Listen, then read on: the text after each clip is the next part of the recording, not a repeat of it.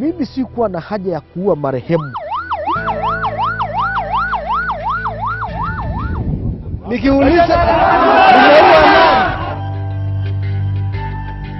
akaniambia kuna wengine hapo ndani ya gari. These big people who think they can make money in the name of poor people, they should have somebody strong who can tell them no. Ni jambo ambalo limefanyika tu kwa kusudi Wamasai wanyimwe haki yao.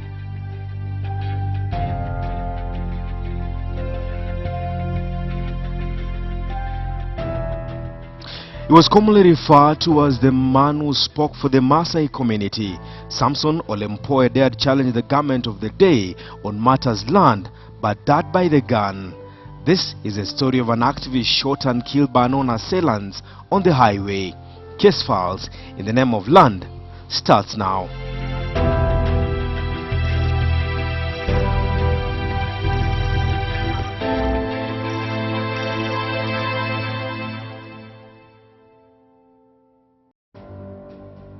This is the story of a land activist, a desperate group of people, and a murder most foul. Hundreds of families were uprooted from their farms at the height of the 2008 post-election violence.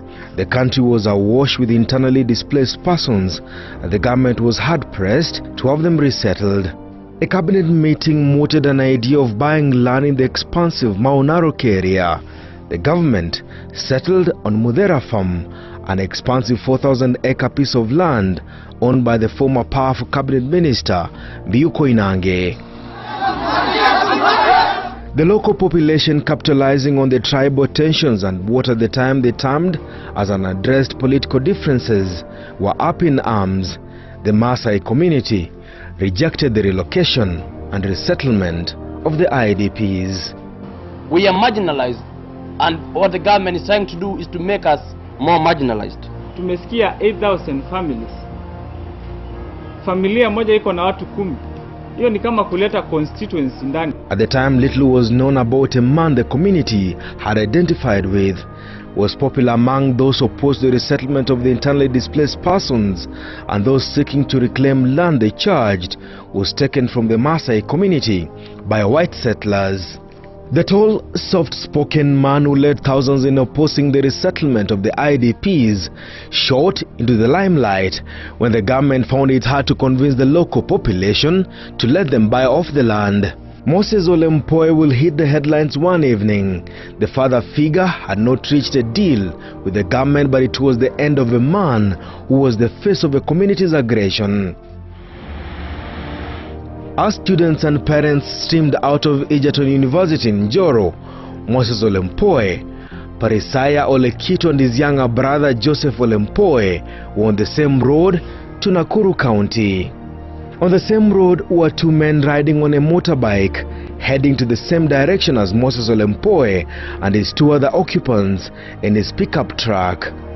Coincidentally, Peter Chege was also on the same highway, heading not to town, but home. Nafikiria ilikuwa kama 6 wakati nilifika pale panaitwa Kehingo. Nikasema hebu niharakishe sababu nataka nione news ya saa 1 nyumbani. Yaani kwa mambo ya Mungu tu ambayo haieleweki. Nilikuwa naona nina speed inafika speed ya 80. Saa zingine nakuta nimeenda speed ya 50 nashindwa nini na nataka kuharakisha niende nyumbani. Sasa kufika pale Soil, karibu junction hii njia ya kutoka na Nakuru kwenda Eldoret. Pale Soil kama umetokea upande wa Njoro. Hapo ndio nilikuta jam ya magari. Peter Chege, a childhood friend of Joseph Ole Mpoe, brother to Moses Ole Mpoe, says he noticed traffic was building up on a road that rarely had much traffic. Nikasikia mtu mmoja amesema, "Ai, wakora ni wabaya. Wameua hiyo watu." Nikasema, yani kwa mawazo ikaniambia sasa vile mimi ni mfanyabiashara na hiyo ni wakora wamekuwa hapa, ai sisimami hapa. Mawazo mengine yakanijia tena. Nikasema ni watu wamesimama hapa, wacha nisimame. Kwa sababu kweli mimi nilisimama nilijikuta tu nimepaki gari yangu mbele ya ile gari ya kina Moses walikuwa. Na hata sikuwa najua hiyo gari ya Moses, sikuwa nimemuona nayo. Manake ilikuwa gari mpya, ilikuwa haijakaa sana. Nakumbuka namba ilikuwa KBK, hizi zingine sikumbuki. Nikapata tu nimepaki pickup yangu sababu nilikuwa nayo, nikapaki pale mbele ya hiyo yao na nikaweka hazard. Nikatoka. Wakati niliposhuka nikakuta watu wamezingira Joseph. Yote tulikuwa tunawaita Mpoe. Moses Ole Mpoe was lying dead inside his personal vehicle. Parisaya Ole Kitu was occupying the passenger seat dead. Huyu mama mwenye akaniambia kuna wengine hapo ndani ya gari. Mimi nikafungua ile gari. Kukuta nikaona namjua huyu, kuna mzee mmoja anaitwa, nilikuwa namuitaga Punywa. Nikamuangalia, hata nilimuinua kichwa namna hii, nikamuita Punywa. Nikaona yeye ashakufa. Lakini yule Moses hata sikujua yeye hapo. Manake sasa kichwa yake ilikuwa tu imepigwa, sawa nisikia ni wakora walipiga risasi. Alikuwa amepigwa tu ni ubongo, nilikuwa ninaona tu. Just outside the vehicle was Joseph Ole Mpoe, shot 5 times, struggling to stay alive. Nikaangalia nikasema, si huyu ni Mpoe? Nikamuita Mpoe. Sasa hiyo amelala chini ni damu tu. Nikamuita Mpoe, akaita kwa ubari. Nikamwambia mama, huyu nimemjua. Huyo mama alichukua kibeti, akanipatia kibeti. Nafikiri kuwa amemtoa kibeti sababu watu walikuwa wengi. Sasa huyu mama mwenyewe alikuwa kwa matatu ikawa inataka kuondoka. Ndio huyo mama wakati amenipa kibeti akaniambia, sasa kama umemjua huyu basi utajua vile utasaidia yeye. Mama naye dereva akapiga honi, watu wenye walikuwa kwa matatu wakaingia wakaondoka. Sasa mimi ikawa na wakati mgumu pale. Nikajaribu kuambia watu wanisaidie tuinue hii mtu, watu hataki. Unajua kawaida watu wakiona mahali kuna damu wengi wataki kukaribia. Police officers who arrived at the scene moments later told the local media the land activist was shot at point blank range. The people who shot him were riding a motorbike. The activist's younger brother was shot 5 times, twice in the head. Tukainua yule Mpoe, nikampeleka kwa ile gari yangu pickup. Sasa tukampeleka hapo. Sasa wakati tulimweka juu ya pickup, nikakosa tena mtu ya kunisaidia, manake yule naye alikuwa haoni. Macho moja ilikuwa ioni, macho moja tayari ilikuwa imetoroa, sijui ilipigwa risasi ikatoka, ingine ilikuwa imepigwa, sasa ni nyama tu ilikuwa imelalia hapa kwa uso hapa hivi. Sasa haoni. Na huyu mtu hata wakati tuliwekelea juu ya ile pickup alikuwa anataka kuruka sababu ya ile uchungu. Doctors at a local hospital were racing against time to save the life of Joseph Ole Mpoe. The brother was dead, so was the brother's friend and relative. Hata watu wenye walikuwa kwa laini wamepanga laini, wakati walimuona wote walitoka kwa laini wakatoroka. For close to a month, Joseph Ole Mpoe had his eye covered up, blinded by a gunshot to his eyes, but Joseph claimed he had seen one of his attackers. Risasi moja wakati alipigwa picha ikaonekana hii jicho moja ya upande ya left hakuna. Hii ya upande wa pili risasi iliingia ikakwama, ndio sababu ilitoa nyama hapa ikaingilia hapa ikaralisha nyama. Sasa ndio sababu nakwambia alikuwa tahaoni. Ingine risasi ilikuwa imepitia hapa ikaslide, ingine ilikuwa imepitia kwa mguu. Yaani tuseme kama siku ya mtu ya kufa haijafika huwezi kufa. Maana unajua mtu anauliwa na risasi moja. Huyo mwanaume nilihesabu risasi nikapata kama risasi 6 ilikuwa imemuingia. Na kukufa. The killing of Samson Ole Mpoe sparked tension in Mau Narok. The government abandoned its plan of acquiring the 4,000 piece acre of land. With the halting of the plan, a wider scheme emerged. The murder of Samson Ole Mpoe was not ordinary crime, but a well-crafted elimination plot. You understand? The accident cases. He has not died because of an accident. After several weeks of police investigations, 7 people were arrested.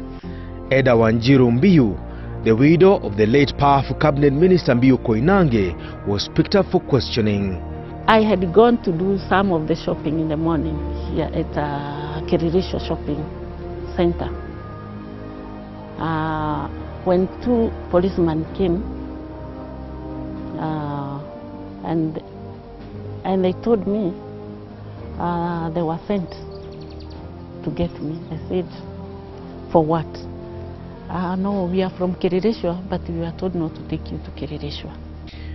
Musana Ole Mpoe alias Sananga was in hospital minutes after Samson was killed. In what appeared as efficient police investigations, just minutes after the activist's death, Sananga says he was also arrested. Dakika kidogo tu askari moja akaingia tena akaniita nikiwa nikiangalia mgonjwa akitibiwa. akaniita unahitajika nje na OCPD. Sananga ndio nilimwachia, nikamwambia sababu huyu ni jirani yako huko kwa kwenye nyumbani, itabidi wewe ubaki na yeye sababu ni jirani yako na ni rafiki yako, mbaki na yeye. Waliniuliza kama Joseph na Moses ni brother. Hiyo kitu waliniuliza, nikaambia ni brother. Tukakaa na hawa karibu 3 hours. Other suspects Nicholas Ngetich, Johnston Sigei, Stephen Kiamba Mwanzia, Devin Juno Mbiyu, and Johnny Kirago Masharia were also arrested in connection with the highway gun drama. Eddah Wanjiru and her co-accused will later be arraigned in court for the murder of Moses Ole Mpoe and Parasaiya Ole Kitu.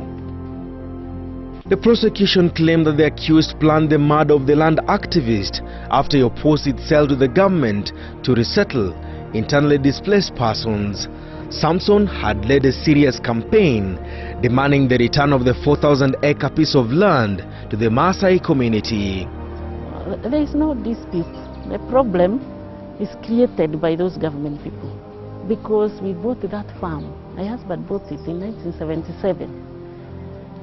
And I was, even when he was alive, there was a time I was like managing the place. And the community, because Maasais are the people who are around there, they are very good people. Because from 1977, we only came to have problem in 2009. The strongest point in the prosecution's case has been that those accused were in Nakuru County when the crime occurred. In fact, one of the accused was in hospital minutes after the shooting of the only survivor in the highway gun drama. Case Files takes a break.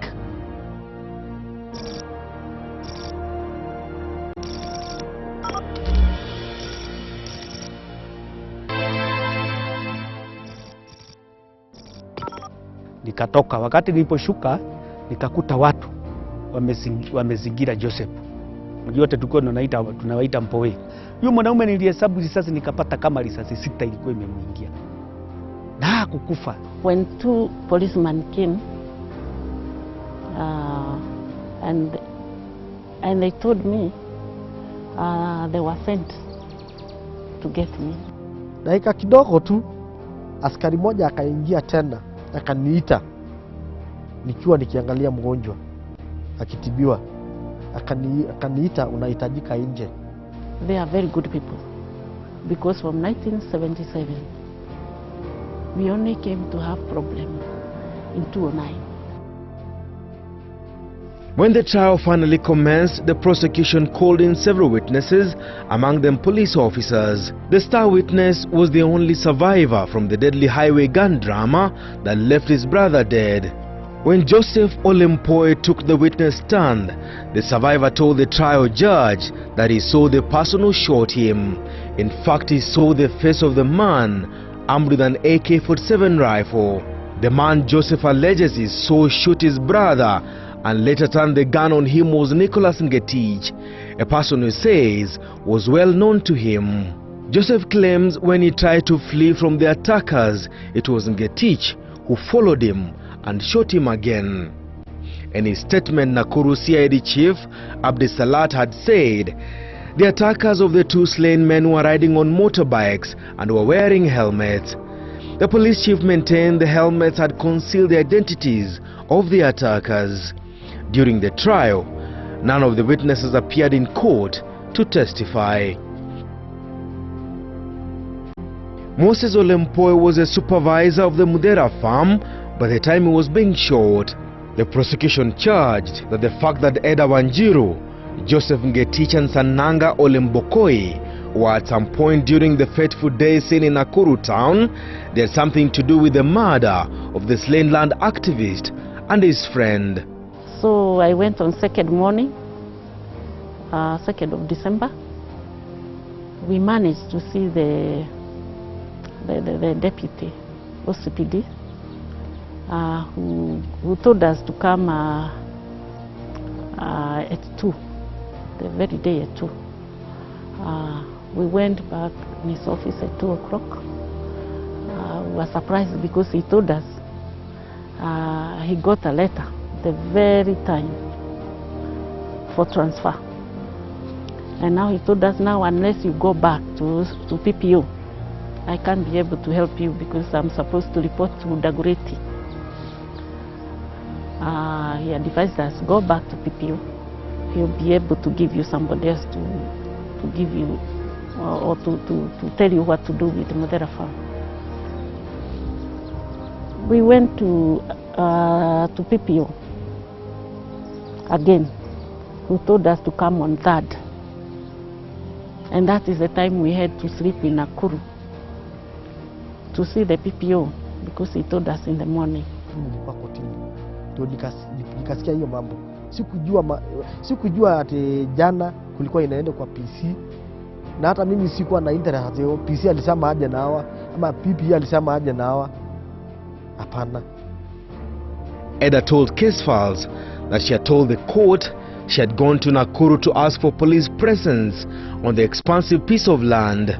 If PC tells me, that was DC now telling us, if the PC tells me, even today, to send so many policemen or administration police to your farm, I'll do that. And he advised that if you go to the office of the president Monday morning, now he was telling me, you can be able to secure an appointment with the PC because they normally report there Monday morning. I can't remember the person who was sending me in that office. That is how I was in Nakuru during Moses' time. Eddah says Moses had diligently worked as a supervisor on the farm, but had at some point received threats on his life. Like 6 or 7 months before, he had talked to me through the phone,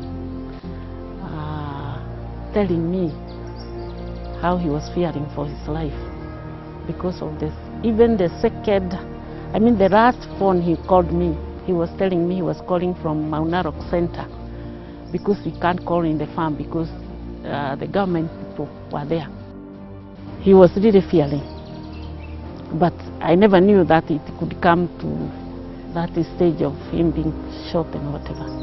On its part, the defense sought to dismiss the prosecution's case as one that was meant to divert attention from the real killers of Moses Ole Mpoe and his friend. Eddah Wanjiru told the court it was powerful figures in government who wanted to buy the land at a throwaway price and in return sell the land to the government and make a kill out of it. Because they were buying from us for 214 million by then, which was like 50 acres. Because the land is 4,200 acres. Now they wanted to buy for 214 million and sell it for more than 1 billion Kenya shillings. The defense will later stand the court when they introduced in court 2 witnesses who said they knew how Moses and his colleague died. The 2 witnesses, now under witness protection, told the court that their husbands were behind the murder of Moses Ole Mpoe and Parasia Ole Kitu, but they were eliminated by the police to cover up the murders. The prosecution had claimed that the gun that killed Moses Ole Mpoe was recovered from Martin Karanja, a man they had killed at Ronda Estate in Nakuru on the 11th of January 2011. The person was the husband of the widow who maintained it was police officers who stormed their house, handcuffed the husband and shot him dead. The police officers then left with the body of the slain man. In fact, the police officer testified to gunning down the suspect stunned the court when he said the suspect might have committed suicide when police came calling. When pressed to produce in court a spent cartridge from the single shot he says they had from the suspect's house before opening fire, the officer told the court the spent cartridge might have gotten lost. The widow told the court the morning the husband was gunned down, he did not have the gun. It was the same gun police claimed had been used to kill Moses Ole Mpoe and his colleague. Police were unable to trace the scene of crime photos they had claimed showed the position of the body the house they sprayed with bullets, and the exhibits they recovered from the house of the suspects. A second man linked to the shooting of Moses Ole Mpoe was also killed by the police 3 months later in Kericho. One of the widows told the court it was David Wanjiru, one of Mbiyu Koinange's sons, who visited the husband and he wanted to hire him. In her statement, the widow says the husband left with David Wanjiru and returned after a few days. The husband, who was a friend to Martin Karanja Mbugua, killed in his house in Nakuru, was later shot dead after expressing fears over his life. David Wanjiru was one of the administrators of the disputed Mudera farm, and it was him who called Moses Ole Mpoe for a meeting in Nakuru several times on the day he met his death along the highway. The two never met. Despite David Wanjiru being adversely mentioned in the murder plot, he was never arrested. The defense told the trial judge David Wanjiru should have been questioned over the weighty allegations connecting him to the individuals the prosecution had told the court were involved in the murder of Moses Ole Mpoe. Instead, David Wanjiru became a prosecution witness. 3 years since the trial that has drawn the names of top government officials, among them Francis Kimemia, the current CID Director Ndego Muhoro, and Kiambu Governor William Kabogo, Eddah Wanjiru maintained she had nothing to do with the murder of Moses Ole Mpoe. I can't say anything bad that Moses had done. The only bad thing, it was only to block these people to say you can't settle IDPs in Masai land. Otherwise, he was a very good person, even talking to. So when you are told that you have killed somebody who is even telling you, Mama, buy me lunch, and you are buying, for what? For what? The series of killings 4 months after those of Moses Ole Mpoe and Parasia Ole Kitu have not put to a stop questions about who exactly wanted Moses Ole Mpoe dead and why. These people, when I say these people, I say these big people who think they can make money in the name of poor people. They should have somebody strong who can tell them no. Was he standing in the way of those seeking to buy the land, or was he a victim of a much wider scheme? Moses was a good friend because he was taking care of such a big farm and giving me information of all these people, because if he was not giving, even today nobody could tell why this thing was coming. Mimi sikuwa na haja ya kuua marehemu. Ile kitu mimi nilisikia mbaya sana, nilisikia roho yangu imechafuka kwa sababu nilishindwa hii mambo ilitoka wapi. Sikuwa na haja kuua marehemu hata kidogo, sababu ni mtu ya klani yetu, ni mtu ya jirani yangu, ni marafiki yangu. Hata huyo anaitwa Ole Kitu, yeye mwenyewe alikuwa analima shamba yangu mpaka saa hii watoto wake bado analima shamba yangu. Hatujawahi kosana ate hivi, ate tulikuwa tumekosana hata siku moja. Ni kitu ilikuja mpaka ile kitu mimi nilishindwa ilitokea wapi.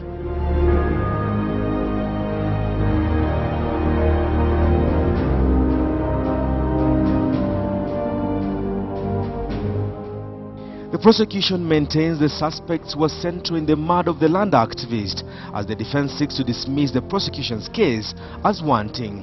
The ruling comes up in the next 7 days. Case files in the name of land is a case still open. Denison Sarigo for Case Files.